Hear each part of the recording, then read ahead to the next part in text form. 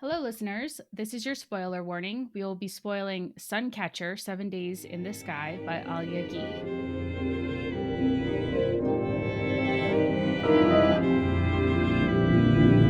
Knowing that I am not a human who made the world, but part of the world humans made, I am a construct, a proof of concept commissioned by wealthy, frightened patrons who wanted their future children to not have to fear illness or physical damage. Welcome to the Book Club podcast. Today we are discussing Suncatcher 7 Days in the Sky by Alia. I'm Carly, and I enjoyed the setup for the story. It got a little bit complicated and confusing, but I think the story was pretty good overall, and interesting concepts were introduced. I'm Caroline. I felt pretty similarly. I enjoyed the upbeat adventure of this book, even if I felt like the plot was maybe a little overworked and the writing uneven in some places. But I definitely enjoyed thinking about a world where there's a fleet of solar powered ships up in the sky, living their best collective life because they've escaped from Earth down below. Like, the concepts were great. Mm-hmm.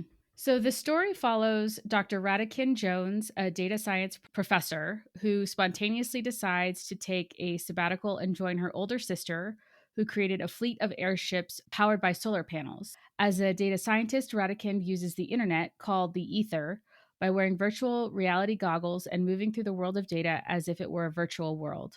She organizes the data using symbols. For example, she prefers a library as an organization method for her own data, and she uses dogs to represent search algorithms. The ether was developed during the plague 16 years before the book starts, when most of the world was quarantined. Radicand and her sister, Pari, have a tense relationship because their younger brother was killed during that same pandemic, and Pari's husband also died, and their father, Abraham, was lost in the ether 18 months ago. At the beginning of the story, the fleet is attacked by pirates, but the fleet is able to capture two of the ships while the third ship retreats. They quickly discover that the pirates were hired by a corporation called East Santos. Pari, Radikand, and a few others from the fleet acting as bodyguards visit their friends in Miami at a Quaker restaurant. Then they're attacked by a blood cult. The blood cultists are insanely violent with the goal of murdering as many people as they can. The Quakers have drugs to detox the blood cultists. The attack is also thwarted by an old college friend of Radican's named Charlie. Charlie was a bioengineered person with dog DNA, so she has some dog like qualities. She is a journalist and has been following a revival preacher named Ezekiel because she suspects that he is related to the prevalence of blood cults. Soon after that, Charlie is kidnapped by bounty hunters working for East Santos. They claim she is the property of the corporation because of her status as a genetically engineered part human. Radican and other fleet members are able to rescue her by providing proof that she was married and therefore recognized by the U.S. government as a sovereign human. Charlie joins the fleet for safety while the legal situation is figured out, and then she learns that one of her ovaries has been removed. While all this is going on, Radican is also developing a romantic relationship with a member of the fleet named Toby. Toby was adopted by other fleet members as a child when he was found wandering the streets in Mexico. He tells Radican that he was also genetically engineered in a lab and escaped as a child by murdering lab tech. Toby is capable of regenerating his body, as in, he regrew his whole hand at one point. The FBI arrests him for the murders of the lab techs that occurred 20 years ago when he was a child. Radican pulls together a quick marriage ceremony so that he can't be extradited to Mexico. As this is going on, Charlie and Radican meet several times with 3 FBI agents who help them make connections between East Santos, the Reverend Ezekiel, the blood cults, and Charlie's kidnapping.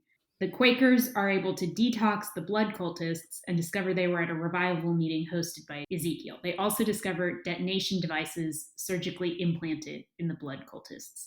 Just as an aside, this is kind of what we meant about the plot being a lot. Yeah. And I think we're only a couple of days in to the 7 days, so go on, Carly. Sure.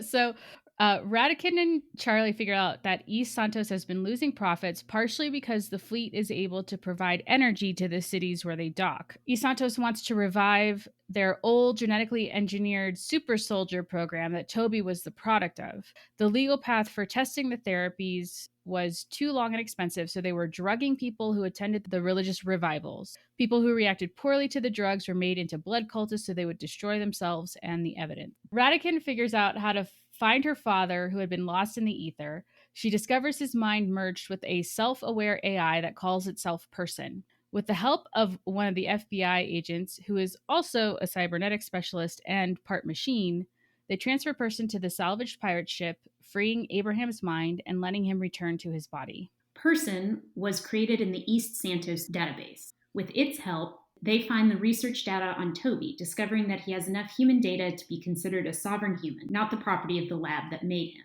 He is released.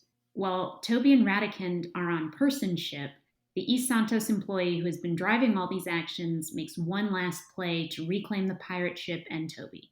Person and Ratican are able to defeat her in the ether, and they discover that she was an indentured employee of the corporation. Once she's caught, the corporation cuts ties with her, leaving her without legal representation or support. She's then arrested. Ratican ultimately decides to stay in the fleet with Toby and her sister, and the book closes on that note. Can we just talk real quick before we get to the opening question about the plot a little bit? Because it had a lot going on. And I mean, there's a blood cult down in Miami. There's a genetic engineering in Mexico. There's this artificial intelligence that has obtained personhood. There's an FBI agent that also turns out to be artificial intelligence and not a real person. It's just, there's a lot going on. So that's kind of what I want to emphasize, that this book is quick moving, and that may have been a little bit of a weakness to it.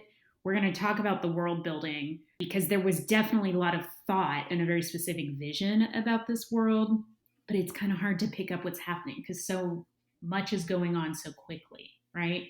Right. Yeah. So I know I will be making some leaps in judgment of just trying to make these connections, because a lot of the times the connections don't feel very explicit in the book, because there's so much action that I mean, in our summary, you talk about E. Santos driving all these things. I think a lot of that is our assumption because our interpretation of the book, which it feels like we're making more interpretation than we do with other books, because it is a quick paced story and there's not a lot of exposition to really hammer home everything.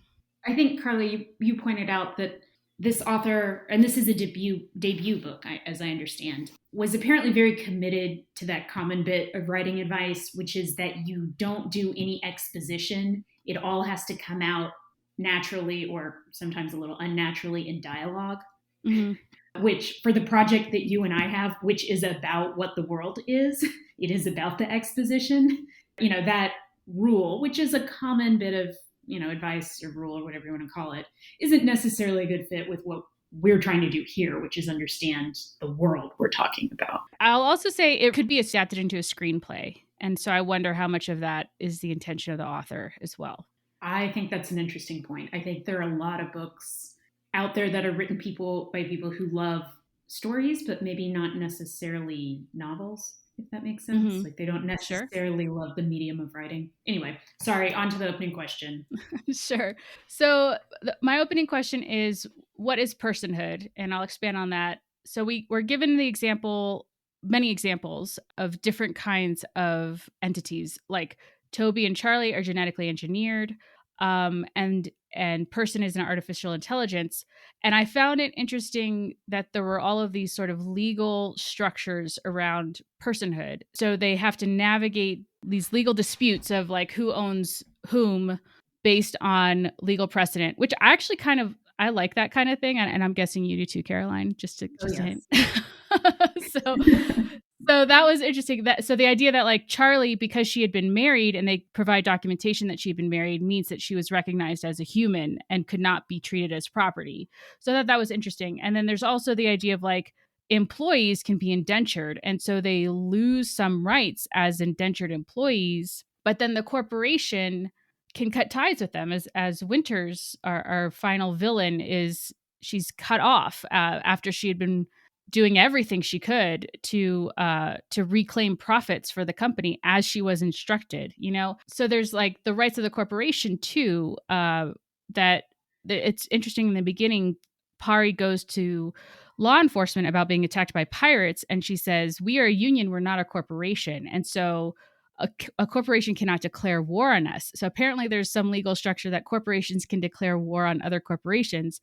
But because the fleet is a union, there's some legal language there of like, if they attacked us and they're declaring war on us, then they're recognizing us as a corporation. And therefore the law has to recognize us as a corporation. So all of this tied in with like who has rights, and the rights are so strictly codified, and it gets very complicated very quickly. And so I wanted to talk about that because we're talking about societies and ideal societies. So in this society, I wouldn't argue that it's ideal, but it is interesting that in this society, personhood is so determined by law and legal structure. Yeah, so I love this element of the book. As a lawyer, you rarely see such a good interweaving of, oh, here's what the law says, here's that how that would affect people's actions, the plot, here's how it would change the plot in certain ways, while also, I think, presenting the law somewhat accurately in that it provides a lot of definitions. Some of them are arbitrary, but the fact that they exist, just the fact that they exist, provides structure. Like in the fact of Charlie's marriage, there were a couple requirements. It had to be a marriage of more than 5 years and or have resulted in children, and or this, that, and the other to make sure it was, quote unquote, a real marriage, and therefore she'd be entitled to these rights. So I like that. I also think that this is accurate. The book is set in 2075, by the way. I don't think we said that. But it is set in America, and specifically the fleet of airships keeps itself in the quote unquote sunshine corridor, which seems to be along through Florida and maybe up through the south a little bit. It's not precisely defined, but it seems to basically be American airspace. And I think that's relevant because Americans do often have a very legalistic conception of both personhood and of duties owed to one another. And of course, those legal definitions, flow from more philosophically held principles. But I like that she nailed down that, yeah, this would manifest in a welter of very specific laws, some of them archaic, some updated, some applicable, some not. I mean, that's a good reflection of the legal system that we have. Right. So then when Toby is about to be arrested, like literally FBI agents are pointing guns at him and Ratican. They're sitting at the Quaker restaurant when their FBI comes to try to arrest him. And in that moment, Ratican is like, all right, we're getting married now. Like you're a witness, you're a witness, you're a witness. She remembers all the words. I mean, it seemed pretty convenient that could be recognized as a legal marriage. Like she didn't have to go to a courthouse and get a license to get married, but still she was able to use that to their benefit and not have Toby extradited to Mexico, where it's implied that they were expecting him to be quickly, I don't know, executed or whatever, disappeared if he was taken into Mexico jurisdiction. So not only the American perspective of the legal structure, but also very clear definitions that like if someone goes to Canada or someone goes to Mexico, the rules that apply will be very different. Yeah. I think as for the question you asked, what is personhood? I think the closest we get is towards the end of the book when they're talking about what genetically qualifies someone as a person. We're given this number, it's 99%, I believe. And there's a brief description of how, as we all know, humans share 90% of their genes with a banana, right? Sure. And then they share another 9% with all apes. And it's just this 1%, roughly paraphrasing here, that is pure human. And so that's what the definition was based on. And there's reference to, yeah, they took a DNA strand from someone at some point in time, and they essentially codified that. And they said, if it, here is the marker, if it is, 99% like this or more, then it's human. And if not, not. But of course, that's just the codification. Does that really answer what is personhood? Right. Well, I mean, the story is told through Ratican's perspective. So, I mean, she has her human emotional responses, right? There's a point where Person, the AI. Yeah, Person, the AI, in the ether. So they're in this virtual world where Person has a physical form. Person has essentially stolen data from East Santos, and the FBI finds them and shows up. And person's like, wait, I'm only 3.5 years old. And Radican's reaction is, you can't arrest it. It's a child. It's like this very like emotional reaction of like, oh, it's just a 3.5-year-old child. Well, not, I mean, logically, not really. It's AI. Right. How can you apply human age to that? Right. And also, why was it a person? Right. I mean, Yeah. it's implied that this AI became, I mean, sentient, obviously, but also had a sense of self, of continuity of self, of creativeness. You know, it wasn't just an algorithm, something like that. And so that suggests those qualities are what makes personhood, although it's not particularly laid out, right?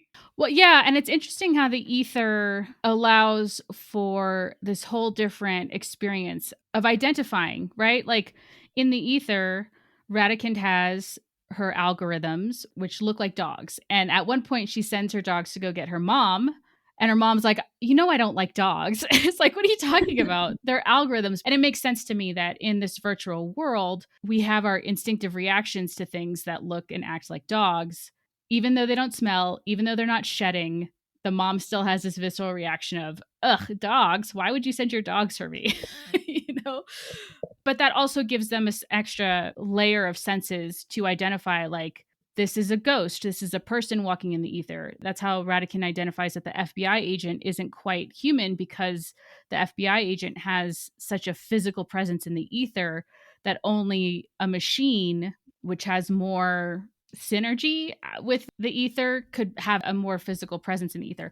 So I mean, that's kind of interesting that it's this virtual world and the way that the brain is interpreting these patterns. I really enjoyed those parts of the book. I thought that was really fascinating to think about how she like manipulates data. Yeah, I think it's an interesting problem from a writing perspective, which is that as you have books that have a greater and greater element of technology, any book set now and in the future, there's a lot that happens in virtual space, but that doesn't look like anything, right? I mean, to describe that world would be really boring, right?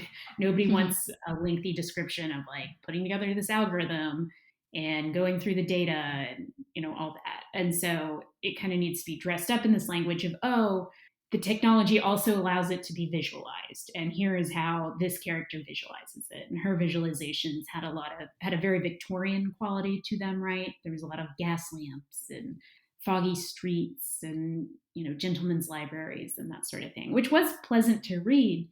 But it's interesting because it's not describing anything real, which is true of a book in general, but it's especially not describing anything real, right? Yeah. But I did enjoy reading those.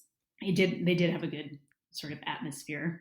Well, it makes sense to me that humans need that kind of symbolism to efficiently work with all of the information, right? Like we have evolved with our five senses to take in information and process it. And so when that information is data in a database, if you could create an interface that takes the strengths of our thousands of years of evolution, I mean that seems like that would be extremely efficient. And Radican there's some comment about her, she has a lot of skill with that because she can use symbols effectively in the database, and she was a professor teaching students how to use symbols and how to use the ether effectively. So that seemed really interesting. But so now I'm wondering, the ether as a solar punk world in itself, maybe that's too far. Maybe it's giving it too much. Well, I don't think it is too far, actually. It's very different from what we've been talking about, but it is a world where individuals can create their own world, uninhibited by existing power structures, with great creativity. I mean, like the early internet, right? Hmm. I do think one thing that gives me pause is that the visualizations are not shared, right? So she visualizes this world and gives it a very Victorian cast, but she mentions that others don't. So she doesn't know what other people see, quote unquote, when they look at person or when they look at this area where her father, is in the ether. And it's somehow a real place in software language. She has added the visualization that works for her, so she doesn't know what other people see. And that seems like a real problem if we're talking about any sort of shared world, right? Yeah. Yeah, that's interesting. I mean, there's a reality in it that all of the people who encounter person in the ether, even the FBI agents, don't make too much of an effort to arrest person. They're very quickly persuaded that person can be considered an employee and therefore has rights in some way. That means that person does not get arrested for essentially stealing data off the East Santos database. So Are they also similarly quickly convinced that person is a person? it seems like it.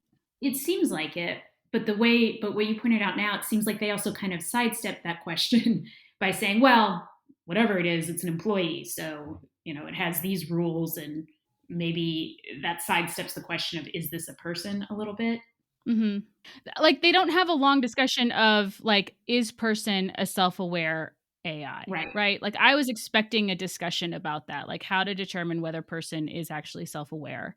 Same, But that just wasn't there. They just immediately were like, oh yeah, it's self-aware. So yeah.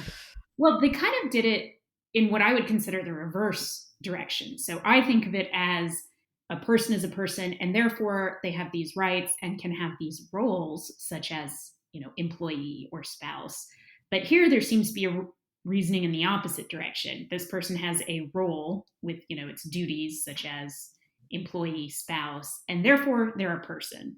hmm. Which there is something appealing about that in a way, because it's much easier to figure out if someone fits in those smaller boxes, like employee and spouse, than personhood generally, Yeah. right? No, that's a good point. Yeah, it's easier to find that. It does make me uncomfortable because I feel like there could always be a loophole that someone could exploit. And in this book, our antagonists fail to exploit the loopholes.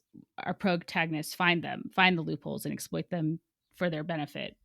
But it makes me a little bit uncomfortable. It does me too, because I think there are people who qualify as people who might not fit in any of these boxes. And we see several people who nearly fall through the cracks, except that someone volunteers to marry them or employ them or whatever. But even more broadly, I think it's important to say that, that the definition of what a person is extremely important and also probably can't be defined.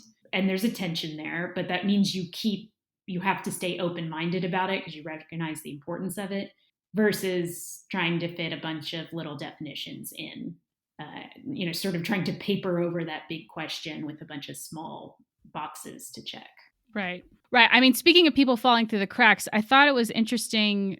There was a part where Radican and Pari and their bodyguards walk through Miami, and Radican gets kind of caught up because there's always people hanging around the docks, and she sees this woman with a baby begging, and it kind of like tugs on her heartstrings a bit, and she has a reaction to her sister seeming kind of cold and callous about it. And Pari is like, I donate to the poor. Like I help the poor. She gets, she does not like being criticized for this attitude.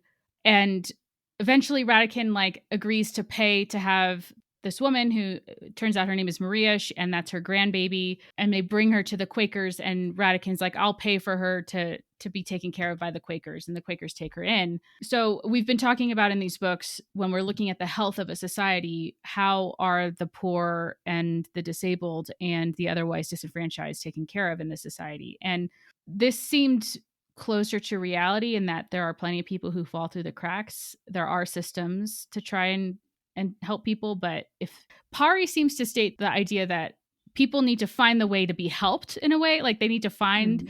the organizations, or they need to join the organizations that will provide help. Like there's a certain responsibility of the people who need help to go find it. If that does that make sense? Did you get that impression? I didn't get that impression so much from what Pari was saying. I mean, maybe I just missed it, but I do agree there was a certain defensiveness. And it was puzzling because, why was that in the book, right? It's Yeah. otherwise this very optimistic adventure story. And I think it was in there because this book is literally about people escaping into the sky. And that's the people who are physically capable of it, intellectually capable, whatever. That's going to be a smaller segment of society. And they're up there in the sky in this fleet that is cooperatively and collectively run, and it's beautiful and hopeful and optimistic, but they literally left people behind on Earth. And so unlike some of the other stories we've read, there's not a wholesale revolution of all society. Plenty of people are left on the ground. And I think the author was kind of sensitive to that, and that's why this little section is in here. I'm not saying she resolves it exactly. No, and then Pari does say at one point, like, her part of her goal in creating this fleet is to offer people an alternative, to show them that there is another way of living, that they don't have to. I think this was in the context of the fleet generates a lot of energy, and when they come to port, they plug into the local energy grid and contribute energy to the grid, and so that's how they make money, and that creates competition with the grid. And there's kind of, I think they talk about how the energy, Santos, the energy company, is a huge corporation that has acquired many other corporations, and so Pari is offering an alternative to having to pay this sort of monopolistic energy Mm-hmm. corporation. So she does have a higher vision of helping society as a whole, and she wants to provide an example of what's possible, and that makes her the target of Santos to begin with. So that's interesting. But I like the idea, like that concept of leaving people behind on Earth, because that also seems to tie into, she carries a lot of guilt around leaving her family, and Mm-hmm. Radican's presence on the ship brings that up. I think at one point Pari says, the people I'm flying with, they first saw me as their professor, because she was a professor, and it was her and a group of her students who built the first airship in the fleet. She said they either see me as a professor or they see me as the admiral of the fleet. And so her sister coming in kind of brings in this whole other role of, like, that's not as authoritative. So Yeah. it's kind of a conflict between them. But I think that ties into this guilt of leaving people behind. Like, she seems to have this desire. We find out later that Pari has created a whole organization that helps orphans and children, like, and Yeah. adopts them out. So, like, she has a lot of compassion and a big heart, and she wants to help people, and she does that effectively. But there are still always people left behind that you just Yeah. don't have. You can't help everyone, essentially. I think this book goes to something we've talked about with all the books, which is how do you break with the past and do or have something really new? And there's references in this book to a previous plague and, various disasters, human caused and otherwise, but it's not one definitive break with the past. And we see that with the characters too. Like, they're trying to create something new, but for Pari, that meant leaving her family behind on Earth. Like, she hasn't seen them in years and years. And I think that's a little more realistic, right?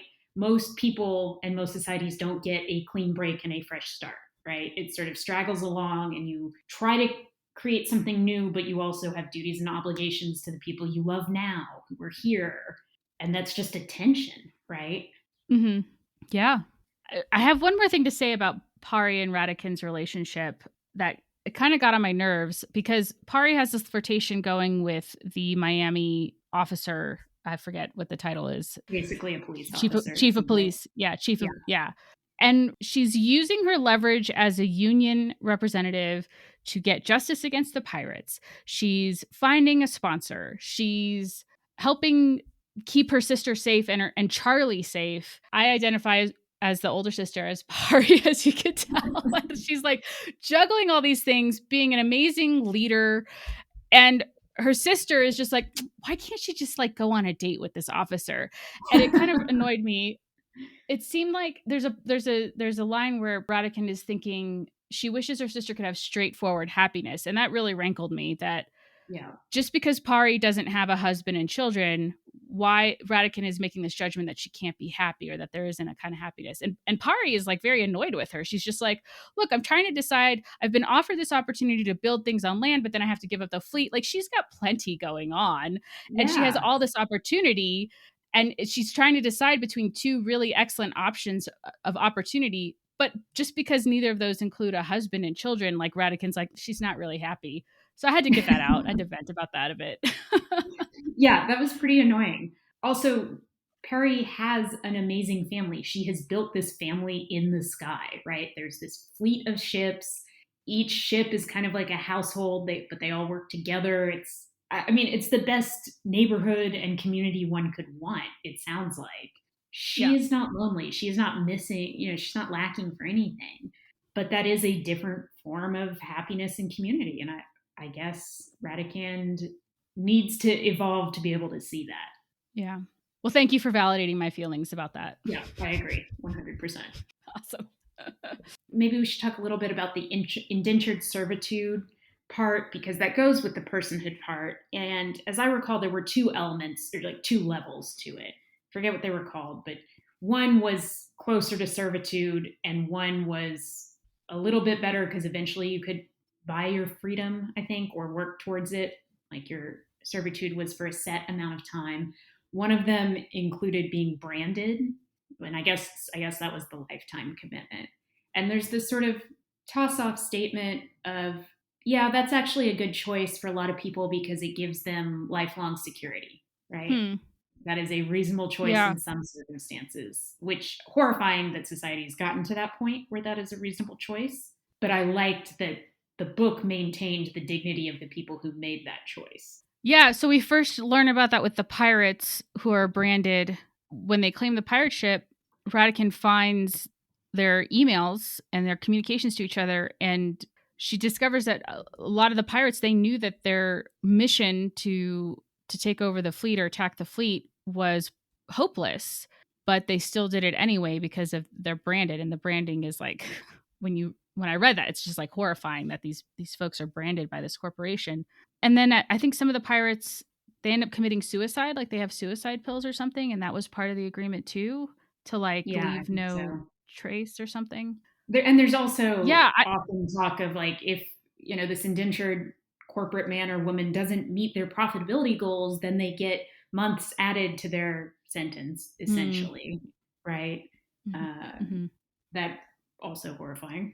Yeah, like that seems like a clear injustice. And maybe that's what Pari created the fleet to provide an alternative to. Throughout the book, we get these little interludes that are kind of like memos, or they're sort of outside of what Radican is doing, and what outside of the fleet. And one of them is this note from the HR department, which I'm assuming is the East Santos HR, and it says the smooth running of an enterprise of any great complexity requires either self managed subordinates or ones who have been managed into a sublimation of self. Both have their strengths and their weaknesses, and neither exists in a vacuum.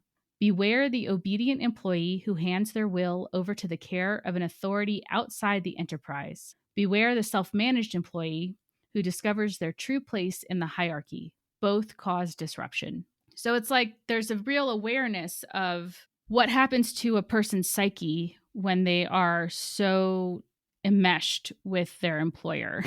Like, Right. And this phrase, beware the obedient employee who hands their will over to the care of an authority outside the enterprise.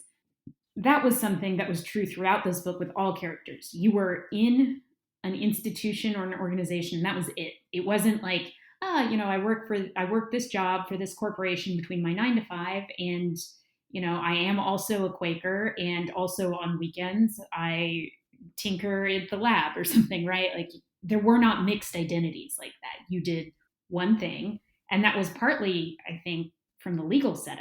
You got your identity and your rights from which box you were in, and so you weren't.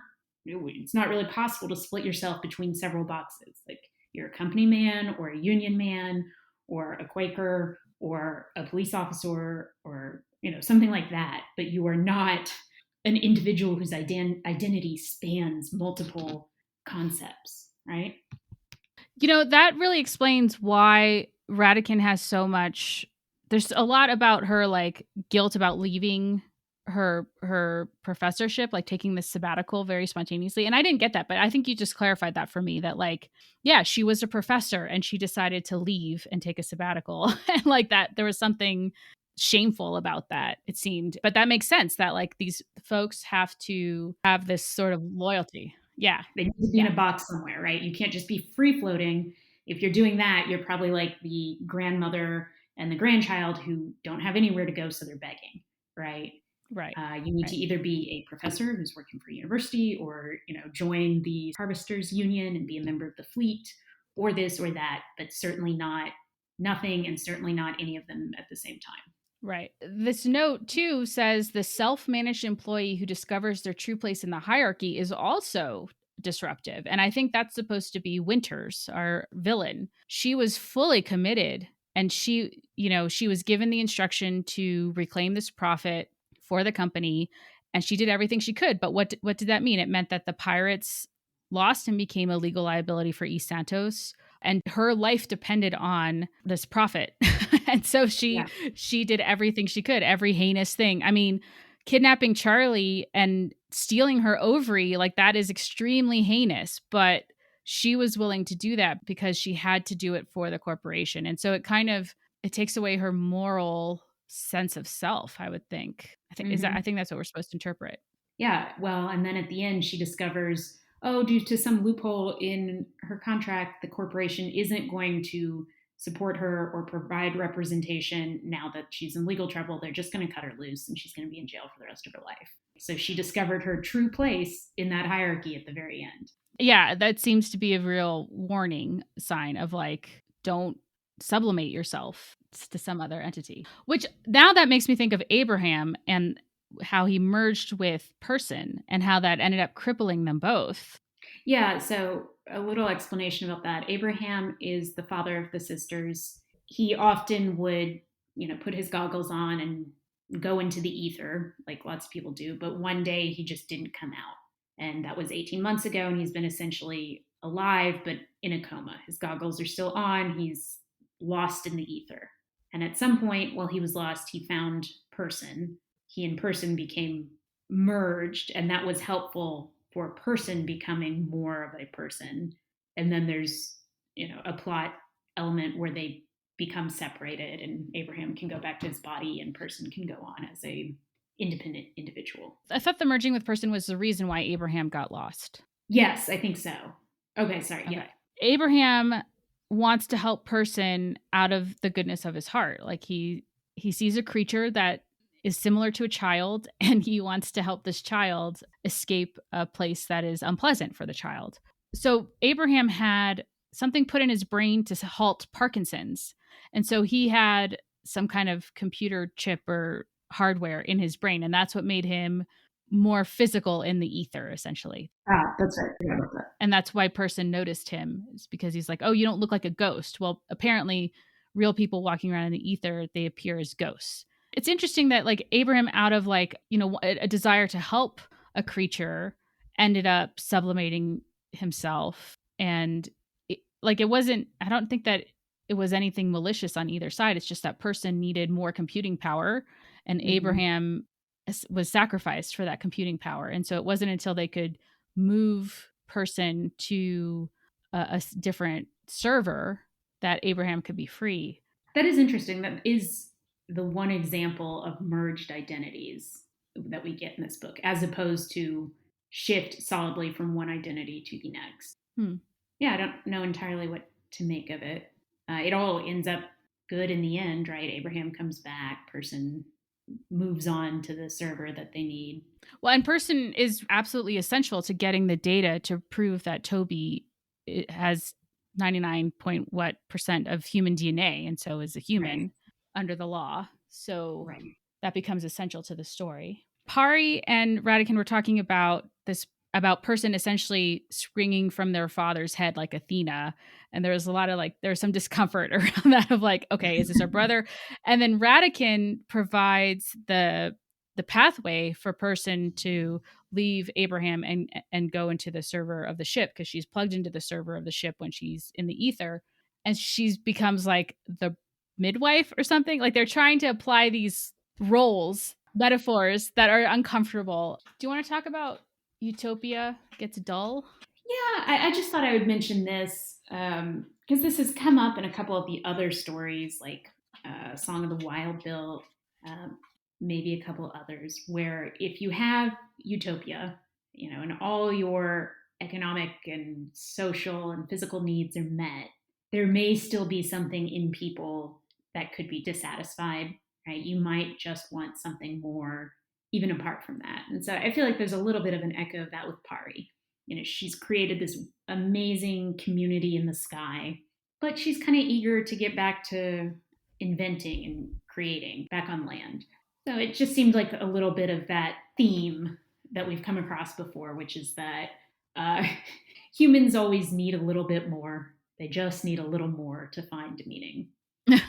Sure. Yeah.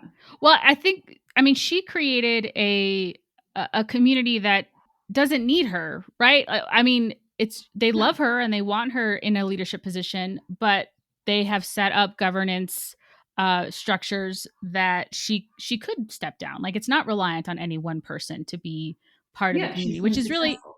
and that's a difference between well, maybe it's not it just seems different from the corporation and indentured employee relationship where the indentured employee absolutely needs the employer. Um, like that's a whole different way of thinking about it. Like, no, we're creating a community where each person has contributes, but then also has this. Sorry, Has ownership. so yeah, I don't know what I'm getting at exactly. That the concept. I mean, the quote that we read from the HR note about how to make sure to keep an eye on these employees and make sure that they're pegs in the correct shaped holes. Whereas Yeah. Pari has created something where it's like people bring their own, and Radican explores the different ships and the different cultures on each of the ships. Like there's a Yeah. Quaker ship, and there's uh Toby is from the like There's a the ninja ship. the ninja ship. Yeah.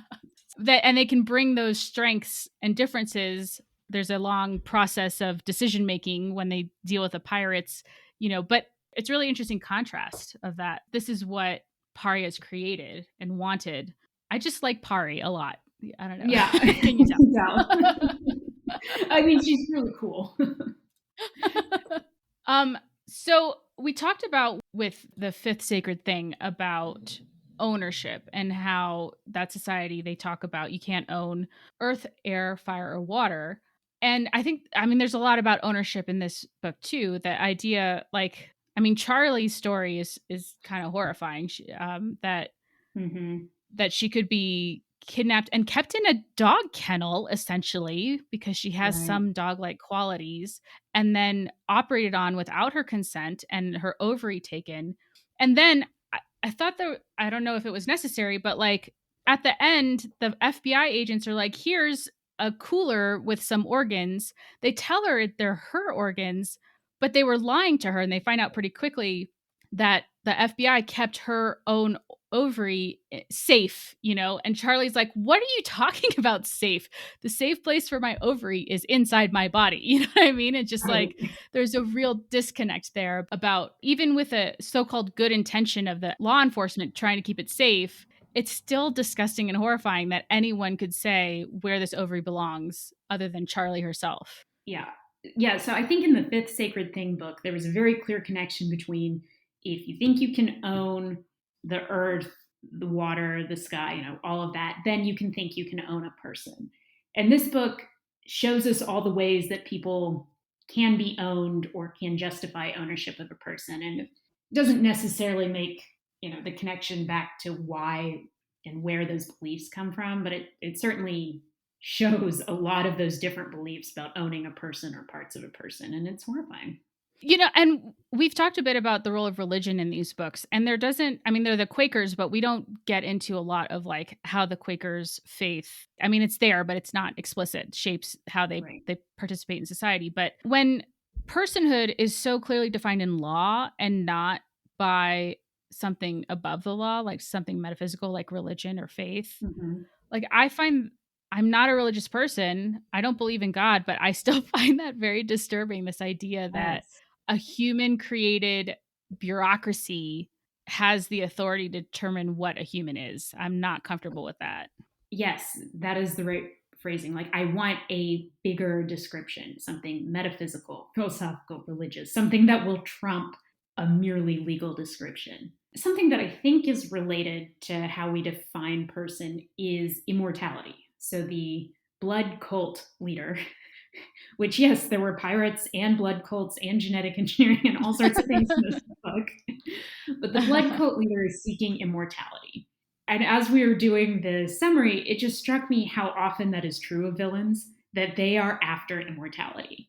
And, I feel like the books and movies and stuff rarely go into this, but I think we all know that someone who's seeking immortality is doing something wrong. Like they're untrustworthy in a way, probably because they can't see the limits of their own personhood or the limits of their own desire for power. That makes a lot of sense. I mean, especially in the framing that we've been applying to these books of like, where do humans fit in nature? Are humans in nature or outside of nature? And I mean, that's very clear from our opening quote. Mhm. Toby feels outside, feels inhuman because he was a construction, he was made in a lab. Right. And he feels like that makes him less than human. And in Song of the Wild built, the robots chose to be mortal, essentially. Mm-hmm. And that, I think, was in that book an indication of them achieving personhood. Yes. So humans have the capability of imagining immortality, but to be human, you have to accept mortality. Yes, I think that's true. I think there's also a similar urge of domination to seeking immortality and also trying to own water and sun and other people, right? It is at least Mm-hmm. connected in that way. Yeah, I think we're already kind of going into the genre theme, so I let's think so. talk more about that. So once again, with these books, we saw a little bit of what it would be like just on a daily basis to live a life that is in this totally different society, you know, where it's a small collective community. There are certainly trade-offs. There's lack of privacy. There's not enough water for everyone to take a lengthy shower. But the trade-offs are improvised dance parties and a real sense of warmth, a variety of characters who provide, you know, wisdom and humor and comfort all at different times.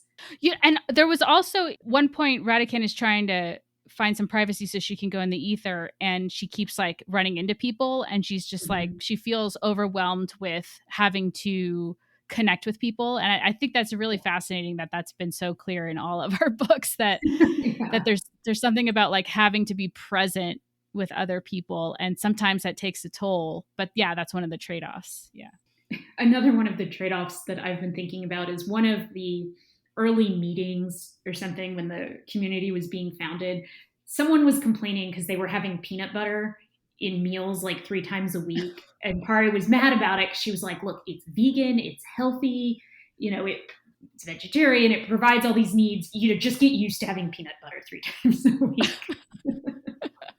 And I don't know, it's just funny because it's like, yeah, the trade off would be something like that. Like, the food would be a little boring. Just you'd be cooking for a whole bunch of people or whatever. But Well, you know, calorie dense too, like you have to pack light elegance. when you're floating in the air. Yeah, Yes, that makes a yeah, lot of sense. um, yeah. So, would you have peanut butter for multiple meals a week if you got this incredible second family out of it? Probably worth it, right? I mean, yes, there are a lot of things you can do with peanut butter. So, some other themes getting away from existing power structures. Here, as we discussed, it was a little more of an escape instead of a total burn it down to the ground and start over, like we've seen other places. But, you know, it all goes to escaping the existing power structures, I think. Theme we already mentioned, which is that a perfect society can't necessarily provide an individual sense of meaning for everyone for all time. And so you would still have those struggles, even in the good society, whatever that is. Hmm. And then I think the big overall theme, our ideas of property and personhood are very much related to how the environment is treated. Yeah, I'm going to be thinking about this a lot. The idea, like our attitudes towards owning the elements and what that means for how our society is structured. I mean, it's kind of a multifaceted approach, and you know, it's interesting to have a more complex idea of like how to form the good society and looking at clues of ownership to help us decide how to form a good society. Yeah, yeah, I think so. All right. Do you have any final thoughts for us? Um, well, I've enjoyed our conversation a lot. So I think there's definitely a lot of really cool ideas in this book. There was an interesting story. I mean, it's fast paced, um, enjoyable story for the most part. So There were a couple points that maybe could have used a different editor. yeah, I'm excited to see how this all comes together in our final episode when we talk about the genre of solar punk altogether, because I do think this is a very good addition to our conversation about solar punk overall. Yeah, I agree. Our conversation has made me realize it's a great example of a corporatist society, where people have to Mhm. fit into one role. It's sort of like the medieval ages, right? You have your guild or your role that's provided by the local lord or the church or whatever, and that's it. That's who you are. And this was a really good description of that and the freedom that people try to find within that successfully in a lot of cases. So I enjoyed our conversation about this. There were some points it was a little bit of a slow read, but very creative, very fun to think about being, on a solar ship fleet up in the skies. Yeah, absolutely. Listeners, what did you think of Suncatcher? What do you think about solar punk? Let us know by recording a voice memo and emailing openingquestion@gmail.com. You can also comment on our Substack at bookclubpod.substack.com. Our next book discussion will be about The Dispossessed by Ursula K. Le Guin. Read with us. We'll release that episode next week, and you can get your copy by using the affiliate link in our show notes. The Book Club podcast is produced by me, Caroline Gorman, and Carly Jackson. Music and audio editing by Alex Marcus. Thanks for listening.